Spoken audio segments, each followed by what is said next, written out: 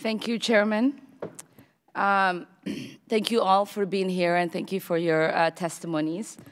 Mr. Adams, in 1991, you pleaded guilty to 2 counts of withholding information from Congress regarding your involvement in the Iran Contra Affair, for which you were later pardoned by President George H.W. Bush. I fail to understand why members of this committee or the American people should find any testimony that you give today to be truthful. If I can respond to that. It wasn't a question. That was not a question. That was I reserve the right to my time. It is not right. That was not a question. Committee can attack on February 8th, who is not permitted to reply. That was not a question. Thank you for your participation. On February 8th, 1982, you testified before the Senate Foreign Relations Committee about U.S. policy in El Salvador. In that hearing, you dismissed as communist propaganda report about the massacre of El Mozote, in which more than 800 civilians, including children as young as 2 years old, were brutally murdered by U.S.-trained troops. During that massacre, some of those troops bragged about raping a 12-year-old girl before they killed them. You later said that the U.S. policy in El Salvador was a fabulous achievement. Yes or no, do you still think so? From the day that President Duarte was elected in a free election to this day, El Salvador has been a democracy. That's a fabulous achievement.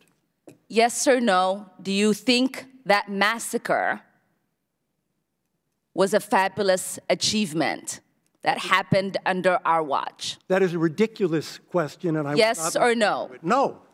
I will take that as a yes. I am not going to respond to that kind of personal attack, which is not a question.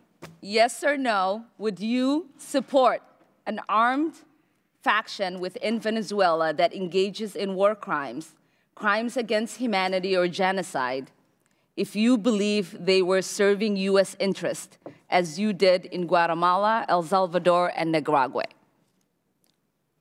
I am not going to respond to that question. I'm sorry. I don't think this entire line of questioning is meant to be real questions, and so I will not reply.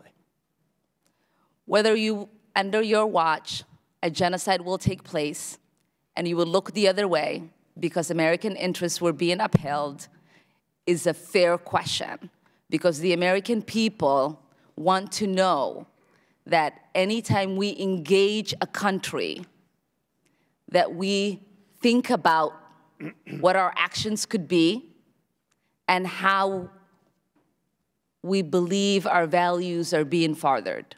That is my question. Will you make sure that human rights are not violated and that we uphold international and human rights? I suppose there is a question in there, and the answer is that the entire thrust of American policy in Venezuela is to support the Venezuelan people's effort to restore democracy to their country. That's our policy. I don't think anybody disputes that. The question I had for you is that does the interest of the United States include protecting human rights and include protecting people against genocide? That is always the position of the United States. Thank you. I yield back my time. Mr. Watkins. Thank you, Mr. Chairman.